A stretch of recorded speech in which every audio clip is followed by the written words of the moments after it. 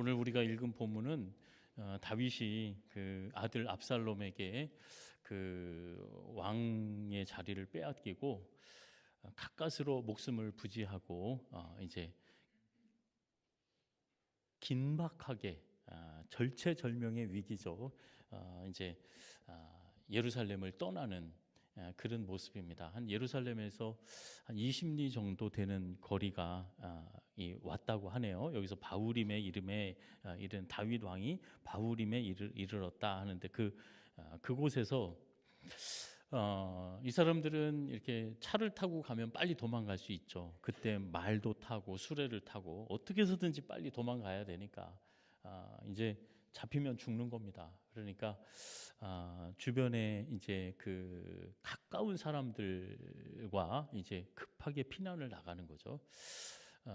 그때 먹을 것도 부족하고 뭐 맨발로 갔다고 하니까 이제 탈 것도 없고 수레도 없고 이부자리를 가져갈 것도 없고 이제 그때 누군가 도와주러 나타납니다. 그 사람의 이름이 16장 이제 그 앞에 1절에서부터 4절까지인데 시바라는 사람이 이제 오는데 그 사람은 사울 왕의 종이었습니다.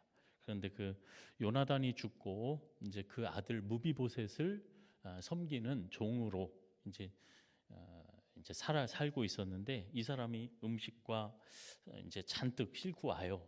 다윗에게 필요한 거. 그래서 이제 갖다 바치면서 이상한 말을 합니다. 뭐라고 얘기를 하냐면 무비보셋은 예루살렘에서 이제 왕이 되려고 한다.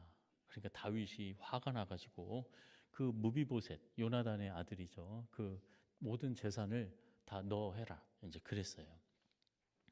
겉으로 보기에는 다윗을 절체절명의 위기에 있는 다윗을 도와주는 것 같아도 사람은 그 뒤에 꿍꿍이를 알지 못합니다.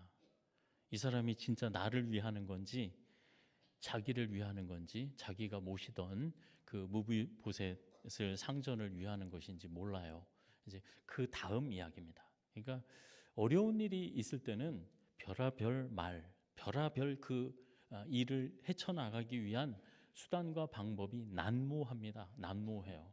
그래서 오늘은 이제 그 일이 있은 후에 이제 예루살렘 근교에 도망가고 있을 때 시므이라는 사람이 나오는데 이 사람은 베냐민 지파, 즉 다윗 왕의 그 이전에 사울 왕이 속했던 지파.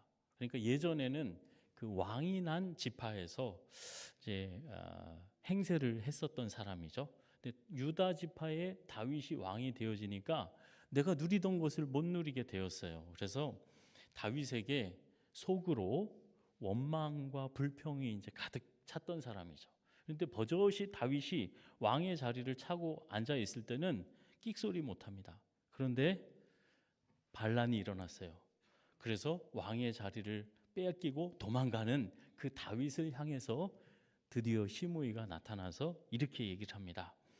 5절 뒷부분에 보면 계속하여 저주를 했다. 계속해서 저주를 했다. 다윗이 왕입니다. 그런데 자리를 뺏긴 왕이었지만 그 왕을 계속해서 저주하고 6절에 보니까 뭐를 던졌어요? 돌을 던지면서 계속 저주하면서 돌을 던지는 거예요.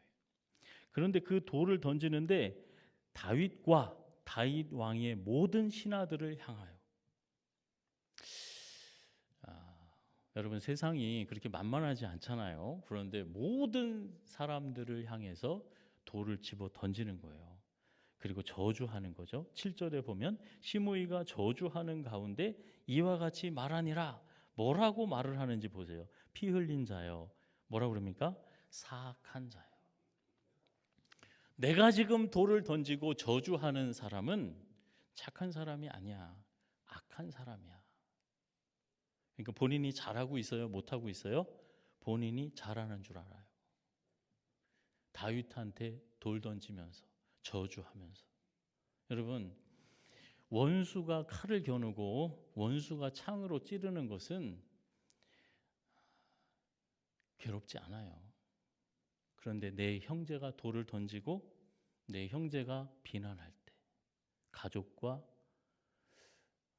이웃이, 형제가 비난을 할 때 그게 더 아픈 거예요. 더 힘든 거죠. 이 시므이가 저주를 하는데 이 뭐라 그러죠? 악한 자야. 그래서 제가 생각을 해봤어요. 다윗이 악할까? 시므이가 악할까?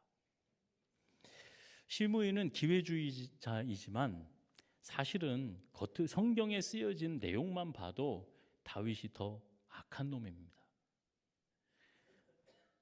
자신의 자리를 이용해서 남의 아내를 뺏고 그 아내도 자신의 충신이었죠.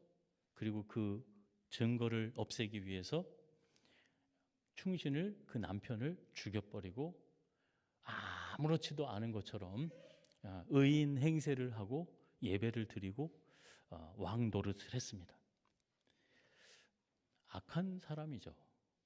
이 피 흘린 자, 악한 자요.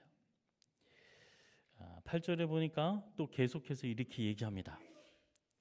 왕이 여호와께서 이제 하나님의 이름을 들먹이는 거예요. 시므이가. 내가 응답받았다. 하나님이 이게 하나님의 뜻이야. 다윗아, 돌을 던지면서 저주하면서 그러는 거예요. 하나님이 내 나라를 내 아들 압살롬한테 줬다. 너는 피를 흘리는 그 악한 자이기 때문에 하나님께로부터 화를 자초했다. 이런 거예요.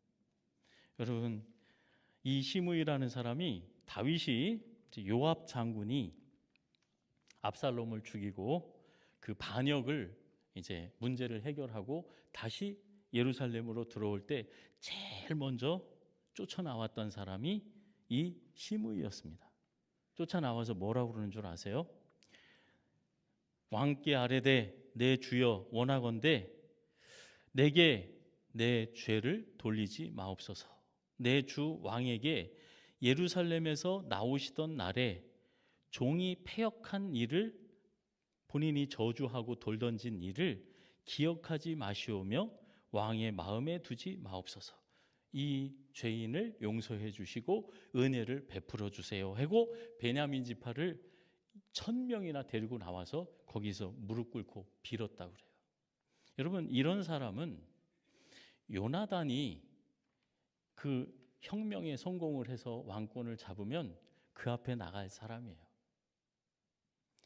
어렵고 힘들 때는 돌 던지고 저주하고 남의 어렵고 힘든 것을 이용해서 또 등 돌아서는 환경이 바뀌니까 가서 이제 은혜를 구하는 거죠.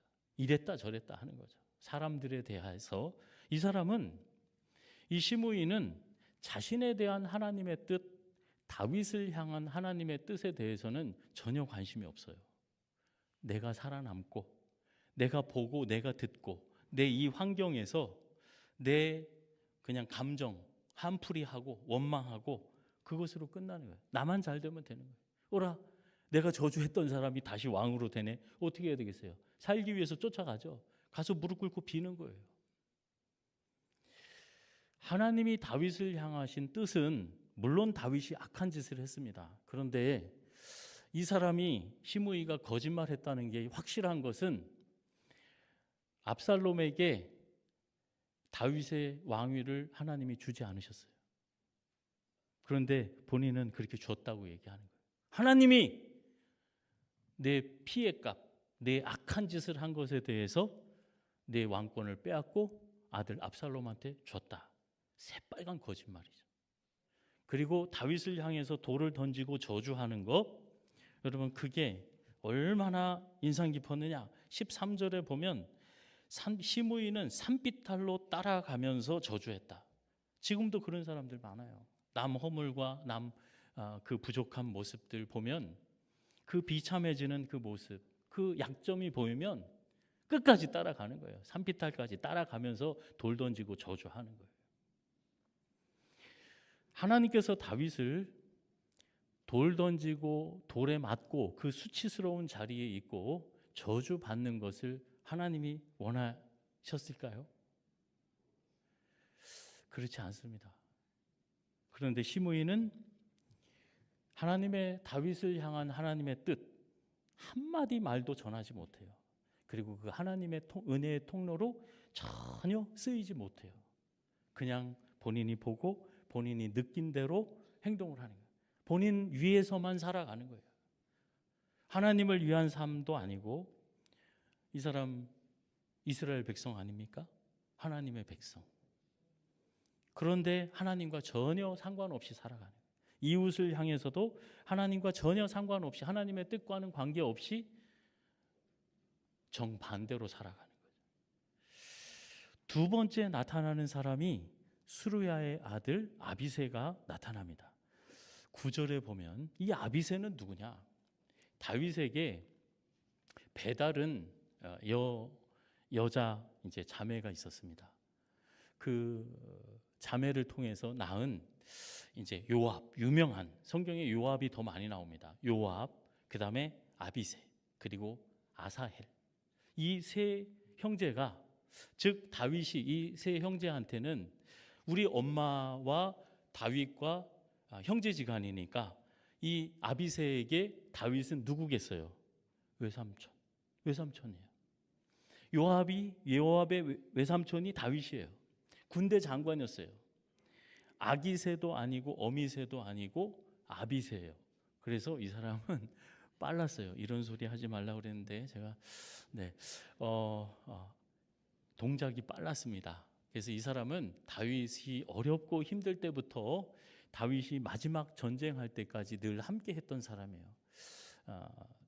다윗이 사울에게 쫓김을 받을 때, 그때 왕이 아니었잖아요. 그 현상 수배범으로 10년 넘게 정말 들판에 벼룩과 같이 그렇게 살아갈 때 깜짝깜짝 놀라서 이리 튀고 저리 튀고 살아갈 때 굴 속에도 들어가고 뭐 여기저기 뭐 오죽했으면 그 원수 나라, 자기가 골리앗을 죽인 그 블레셋 그 동네까지 숨어 들어갔겠습니까? 그 땅에 발을 붙이고 살지 못하게 만드는 거예요. 사울이 악신이 들려가지고 다윗을 제대로 알아보지 못하고, 사울도 마찬가지. 하나님의 뜻 상관없어요. 그냥 내가 나 잘 되는 거, 내 왕권 지키는 거에 관심이 있는 거예요. 다윗이 그 어려운 일을 당할 때 한 번은 이런 일이 있었습니다. 다윗이 사울 진영으로 잠입해 들어가겠대요. 지원자, 그때 아비새가 손을 번쩍 듭니다. 제가 가겠습니다. 그래서 함께 갔어요. 어디까지 갔느냐? 사울의 침실까지 갔어요. 자는 자리에까지 가서 그때 아비새가 이렇게 얘기합니다. 외삼촌, 내가 이놈의 자식 창으로 2번도 필요 없어요. 한 번에 보내버리겠습니다. 그때 다윗이 이렇게 얘기합니다. 하나님께서 기름 부은 자, 그러면 안 된다. 이제 단호하게 이제 거기서 이제 끊죠. 그 다음에 이 아비새가 또 한 번 등장을 하는데, 이 시므이가 다윗이 왕이 되어서 돌아올 때 제일 먼저 와서 인사하고 절했다고 그러잖아요. 용서해달라고, 은혜를 베풀어달라고. 그때 또 이 아비새가 얘기합니다. 외삼촌, 예전에 저한테 말씀하셨죠? 기름 부음 받은 자를 죽이고 해코지하면 안 된다고. 그때 시므이가 시므이에 대해서 이 아비새가 이렇게 얘기를 합니다. 시므이가 여호와의 기름 부음 받은 자를 저주하지 않았습니까? 외삼촌 저주했잖아. 외삼촌 기름 부음 받았잖아. 그런데 저놈은 기름 부음 받은 자를 저주했잖아. 그러니까 이 아비새가 어떻게 하겠다는 거예요? 제가 죽여야 마땅하지 않습니까? 이렇게 얘기하는 거예요. 또 죽이겠대요. 사울도 죽이고 시므이도 죽이겠다는 거예요. 죽이면, 이 사람은 장군이었기 때문에 싸우는 장군이었어요. 상대방을, 적을, 그게 뭐 내란이든 뭐 진짜 뭐 왜 적이든, 이스라엘 민족이 아니라 진짜 적이든 살아남기 위해서는 죽이고 내가 살아남아야 그게 훌륭한 장군이죠. 다윗을 지켜내는 거예요. 다윗에게 저주하고 돌을 던져, 그럼 죽여버려야지. 그러면 문제가 해결이 돼. 사울 지금 은혜도 모르고 사울을, 다윗을 잡아 죽이려고 그래. 죽여버려야지. 그럼 문제가 해결되는 거예요. 그게 다윗의 육신의 장군의 모습이죠. 그러나 여러분, 이 세상에서의 장군은 될지 모르지만 하나님 군대에 병졸도 되지 못합니다. 이렇게 사는 것은. 하나님의 군대의 왕은 우리 하나님이시잖아요. 지휘관은 하나님 한 분뿐이세요. 우리는 장교가 없습니다. 우리는 다 하나님의 군대, 하나님의 백성, 하나님의 자녀예요. 그런데 이 사람이 또 잡아 죽이겠다고 그래요. 시므이 이거 죽여야 마땅한 것 아닙니까? 한번 사무엘하 19장 22절 한번 보여주시기 바랍니다. 이때 다윗이 이 아비새에게 그 세 형제에게 하는 말이에요. 한번 같이 읽어보겠습니다. 다윗이 이르되 수르야의 아들들아 내가 너희와 무슨 상관이 있기에 너희가 오늘 나의 원수가 되느냐. 오늘 어찌하여 이스라엘 가운데 사람을 죽이겠느냐. 그대로 넘기지 마시고 그대로 보여주세요. 네가 오늘 시므이를 죽이는 날에는 너는 군대 장군도 아니야. 너는 내 조카도 아니야. 나는 너의 외삼촌이 아니야. 너는 내 뭐라고요? 원수야. 너는 내 원수야. 이스라엘 안에서는, 하나님의 백성 안에서는 사람이 죽이겠느냐, 죽어나가는 일은 없다. 그리고 나서 그 뒤에 시므이에게 다윗이 이렇게 얘기합니다. 내가 죽지 아니하리라 하고 다윗이 시므이에게 맹세합니다. 너는 죽지 않는다. 한번 옆 사람이랑 한번 얘기하는데 이렇게 얘기하겠습니다. 당신이 잘 돼야 합니다. 예, 당신이 죽지 않아야 합니다. 내가 맹세합니다. 당신을 살리는 자리에. 예, 그거는 아니고, 그거는 제가 얘기한 거예요. 그런데 이때 시므이가 이렇게 얘기했어요. 시므이가 얘기한 것에 대해서 9절에 보면 수르야의 아들 아비새가 왕께 여짜오되 뭐라 그럽니까? 시므이를 이 죽은 개가, 이렇게 얘기합니다. 맞습니까? 이 말이? 맞아요. 이 시므이는 죽은 개와 같아요. 아무 힘이 없어요. 이 역성혁명이 성공을 해서 압살롬이 왕이 된다 하더라도 사울 지파가 다시 왕권을 회복해서 자기가 권세 있는 자리에 올라갈 수가 없어요. 이 시므이는 죽은 개와 같아요.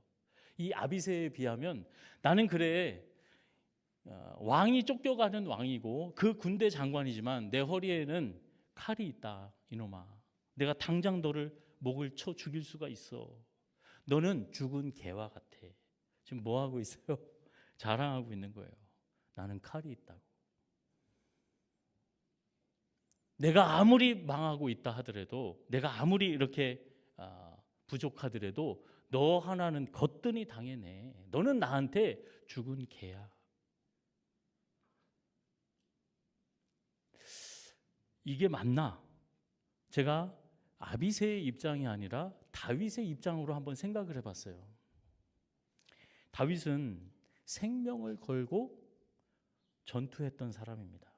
그 마지막 싸움이 블레셋이랑 싸우는데 덩치가 거인이랑 싸우게 됐어요. 다윗이 지쳤대요. 이제 칼이든지 창에 맞아 죽게 생겼어요.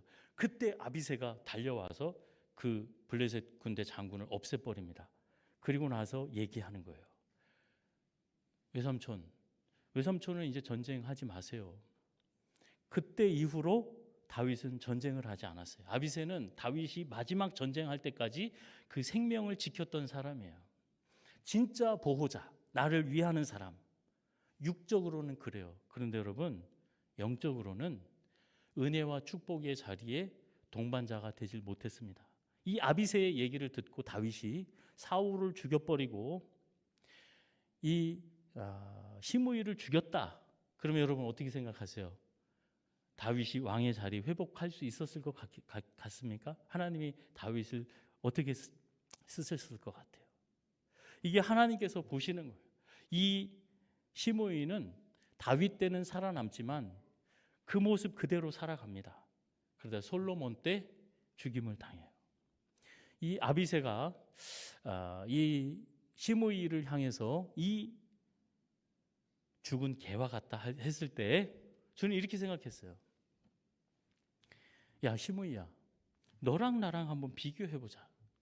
너는 나라를 위해서 얼마나 헌신했니? 너 기도 얼마나 했니? 너 하나님 은혜 체험 얼마나 했어? 너 방언해? 너 네가 기도하고 연주할 때 악신이 떠나가는 거 봤어? 야, 그 원수 같은 사울이 나 10년 넘게 쫓아다녔지만 나 그거 참아냈어. 근데 시므이야, 너 한번 내세울 거 얘기해봐.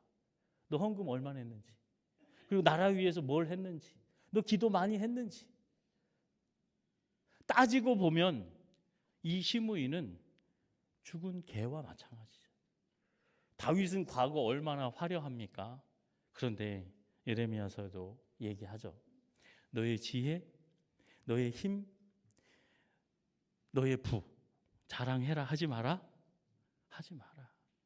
내 허리에 그 칼을 칼집에 도로 꽂아라.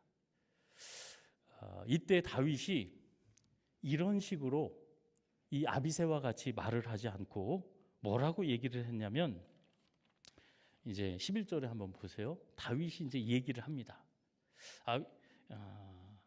다윗이 아비새와 모든 신하들에게 이르되 내 몸에서 난 아들도 내 생명을 해하려 하거든 하물며 이 베냐민 사람이랴 여호와께서 그에게 명령하신 것이니 그가 저주하게 뭐하라? 내버려둬라.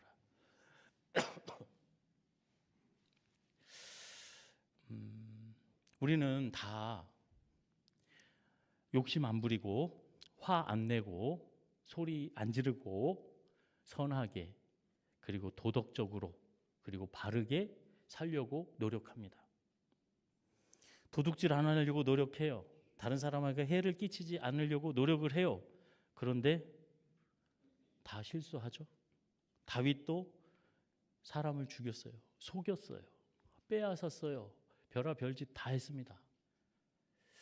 다윗은 이렇게 고백을 합니다. 내가 이 사울의 지파의 베냐민, 나한테 돌 던지고 저주하는 사람을 어떻게 목을 베겠느냐? 내 몸에서 낳은 내 아들이 내 목에 칼을 겨누는데, 즉 남의 눈에 티끌을 뽑기 위해서는 예수님이 말씀해 주신 것처럼 자신을 돌아보는 거죠. 내 아들과 딸들은 그렇게 게으르다고, 그렇게 욕심 부린다고, 그렇게 못났다고 다른 사람들을 비난하고 욕하지만 돌아보면 나와 내 자녀들은 더한 거예요. 율법대로 하면은 이 압살롬은 어떻게 됩니까? 죽어 마땅하죠. 아버지에게 칼을 겨누는데, 아버지 것을, 왕의 자리를 빼앗는데 어떻게 돼요? 율법대로 하면 돌에 맞아도 몇 번 맞아 죽어야 될 사람이죠. 그러나 다윗은 압살롬을 죽이라고 하던가요? 야, 하나님의 율법에 쓰여 있잖아. 부모에게 잘못했으면 요아봐, 당장 가서 죽여버려. 기회 있을 때 그냥 단칼에 베어버려. 그러지 않았죠? 살리라고 그랬죠. 그게 은혜죠, 여러분. 은혜. 그게 선한 것이죠. 다윗은 악을 선으로 이겼습니다. 다윗이 나중에 시편 37편에 이렇게 얘기를 하더라고요. 악을 행하는 자들 때문에 불평하지 마라. 불의를 행하는 자들이 흥하고 잘 되는 거 시기하지 마. 그리고 그들은 풀과 같이 속히 배임을 당할 것이다. 푸른 채소와 같이 쇠잔하게 될 것이다. 너는 여호와를 의뢰하고 선을 행하라. 그들의 칼은 그들의 양심을 찌르고 그들의 활은 부러질 것이다. 누가 그들의 활을 부러뜨릴까요? 하나님께서 그렇게 하시는 거예요. 성도 여러분, 신약 성경에 보면 늘 반복되는 말이 있습니다. 첫 인사가 그거예요. 은혜와 평강이 함께 하기를 원한다. 저와 여러분이 언제 참 평안을 누릴 수 있을 것 같습니까? 은행 잔고를 잔뜩 늘려놓고 내가 건강하고 내가 막 사회적인 지위도 높고 거기서 평안함이 올 수 있을까요? 성경은 그렇게 말하지 않아요. 하나님이 이렇게 지으셨어요. 저와 여러분이 선함과 하나님의 은혜를 담지 않으면 우리는 평안할 수가 없는 거예요. 은혜 받는 게 돈 많이 버는 게 은혜가 아니에요. 내 지위가 높아지는 것이, 내 소원이 이루어지는 것이 은혜가 아니에요. 그 문제가 되는 사람 제거하는 것이, 하나 희생양 삼는 것이 문제 해결이 아니에요. 예수님은 다 이루었다고 말씀하셨죠? 문제 해결은 하나님의 뜻이 이루어지는 그 자리가 문제 해결의 자리인 줄로 믿습니다. 희생양은 예수님 한 분이에요. 그거로 족한 거예요. 예수님 말씀하신 거예요. 그것을 통해서 모든 사람이 산다. 우리는 그 복음 안에서 살아가는 거예요. 37편 시편 31절에 다윗이 이렇게 고백을 해요. 그의 마음에는 하나님의 법이 있으니 그의 걸음은 실족함이 없다. 누가 실족하지 않느냐? 누가 진짜 대림절을 맞이하느냐? 똑같은 시기에 똑같은 장소에서 한 사건을 가지고 시므이가 있었고 아비새가 있었고 다윗이 있었습니다. 그런데 다윗만 주님의 임재를 체험하고 그 자리에서 하나님을 섬기는 사람이었어요.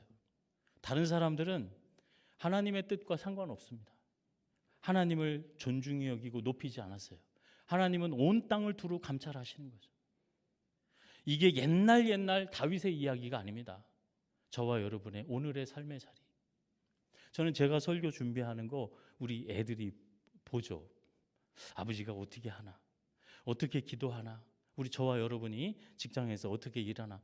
옆에 동료들이 다 보고 있어요. 그러나 여러분 꼭 기억하시기 바랍니다. 사람의 눈은 속일 수 있어도 하나님은 다 지켜보고 계시는 거예요. 다윗은 이 자리에서 하나님 마음에 합한 자로 인정받았어요. 그래서 로마서 2장에 보면은 이렇게 얘기를 합니다. 저는 로마서 보면은 행위로 의롭다함을 받는 것이 아니라 믿음으로 의롭다함을 받는다. 이제 그 얘기만 하는 줄 알았어요. 로마서 2장 10절 한번 보여주시기 바랍니다. 로마서 2장 10절에 사도 바울이 썼잖아요. 뭐라고 얘기를 하나? 로마서 2장 10절.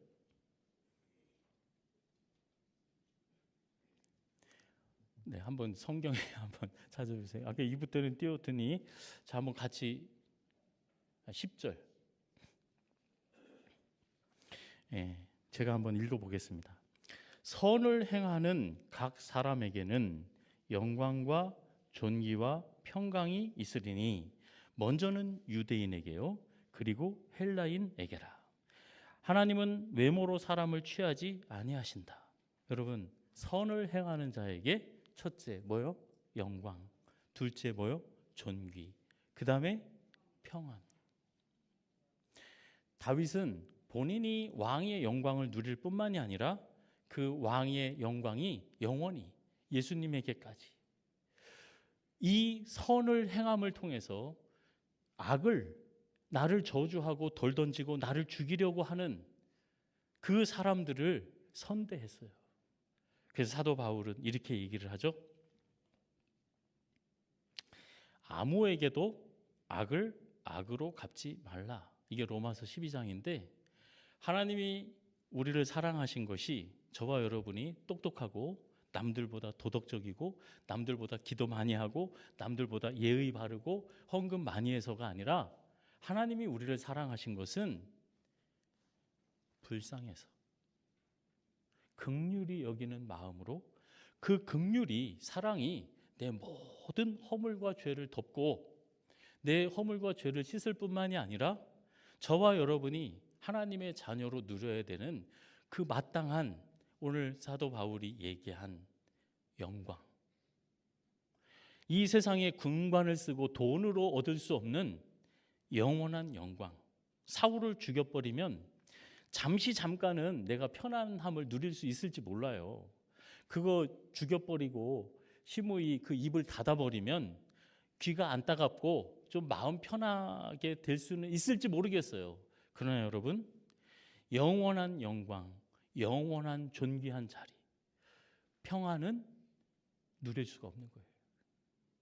선을 행하는 자에게 영광과 존귀와 평안이 있다. 거기에는 헬라인이나 유대인이나 예수 믿는 사람이나 무당이나 구별이 없다. 이게 하나님의 말씀이에요.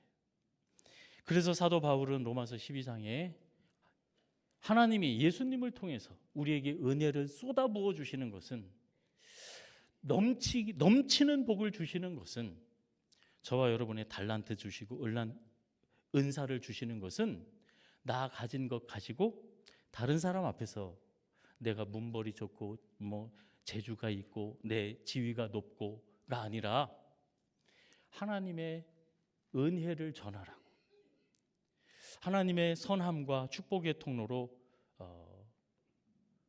섬기라고 하나님께서 주신 거죠. 이렇게 얘기하면서 사도 바울이 그 하나님의 은혜를 주셔서 그러면 우리는 어떻게 살까? 하나님 앞에 우리의 몸을 거룩한 산 제사로 드리자. 그 하나님의 은혜 받은 하나님의 백성의 모습을 표현하는 중에 한 부분이 이거예요. 로마서 12장 1절 2절이 그 얘기잖아요. 하나님이 기뻐하시는 거룩한 산 제사로 우리의 몸을 드리자. 세상에서 우리가 어떻게 하나님을 기쁘시게 해야 되는지 그 이야기 중에 이 이야기입니다. 아무에게도 악을 악으로 갚지 말고 모든 사람 앞에서 선한 일을 도모해라. 뭐를 도모하라고요? 선한 일을 도모해라. 너희의 착한 행실, 선행으로 세상에 빛이 되고 소금이 되라. 그래야 하나님께서 영광을 받으신다. 예수님이 말씀하신 것처럼 할 수 있거든 너희는 모든 사람과 더불어 화목해라. 저와 여러분의 말, 하나님이 왜 은혜를 넘치도록 쏟아부어 주시느냐? 저와 여러분의 말이 선하게 되라고. 저와 여러분의 성품이, 저와 여러분의 행동이 악에 대해서, 어떤 세상 환경에 내 눈에 무엇이 보여지고 내 귀에 어떤 소리가 들린다 할지라도, 내 자리가 왕의 자리든 내 자리가 왕의 자리를 빼앗긴 자리든, 세상 모든 사람들이 손가락질하고 죄인이라고 하는 그 자리이든, 하나님이 말씀하시는 거예요. 너는 선한 열매를 맺어야 한다. 내 성품으로, 내 입술로, 내 삶으로. 아무에게도 악을 악으로 갚지 말고 모든 사람을 앞에 선한 일을 도모해라. 할 수 있거든 너희는 모든 사람과 더불어 화목해라. 사랑하는 자들아, 너희가 친히 원수를 갚지 말고 하나님의 진노하심에 맡기라. 기록되었을 때 원수 갚는 것은 내게 있으니 내게 갚으리라. 주께서 그렇게 말씀하지 않으셨느냐? 너희는 하나님 나를 믿지 않느냐? 내가 악을 가만둘 것 같으냐? 그 화를 반드시 꺾는다. 너는 나를 봐라. 나를 집중해라. 그 얘기죠. 내 원수가 줄이거든 목마르거든 마시게 해라. 그리고 이렇게 얘기합니다. 악에게 지지 말고 선으로 악을 이겨라.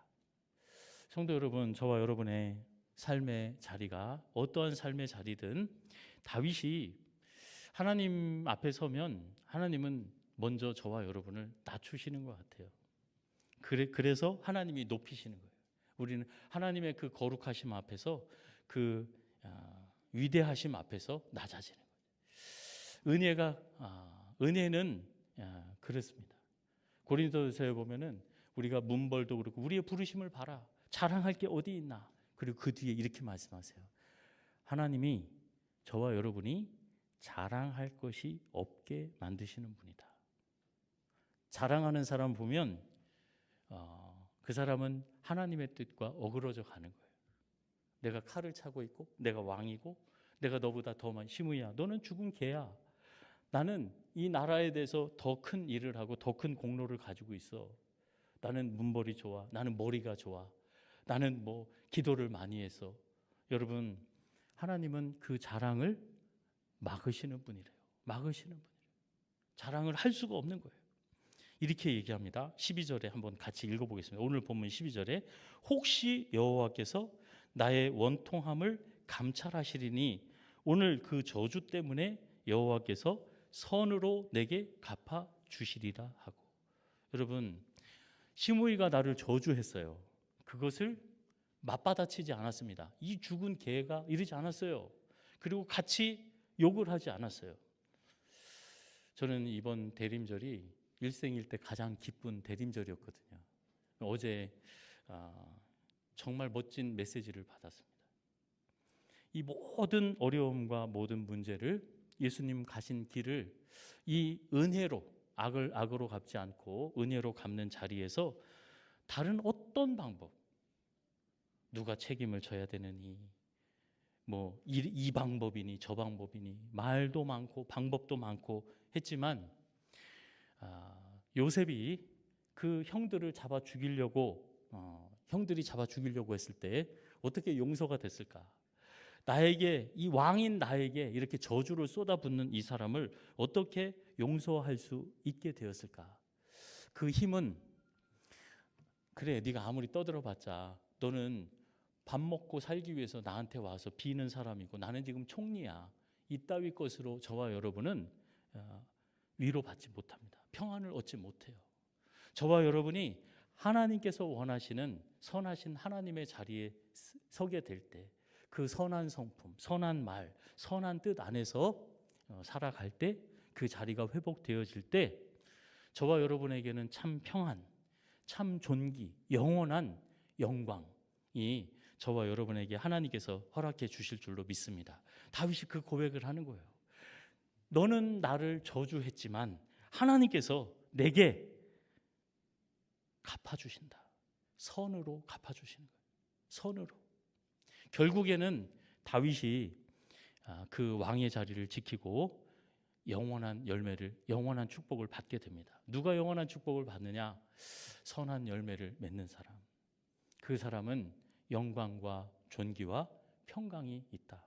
거기에는 유대인이나 헬라인이나 구별이 없다. 저와 여러분의 환경이 어떤 환경이라 할지라도 선하신 하나님의 선한 은혜와 축복의 통로로 아름답고 복된 선한 열매로 하나님 앞에 영광 돌리고, 하나님께서 약속하신 이 어떤 저주도 선으로 바꾸어 주시는 그 은혜를 누리는 저와 여러분이 되어지기를 예수님의 이름으로 축원합니다.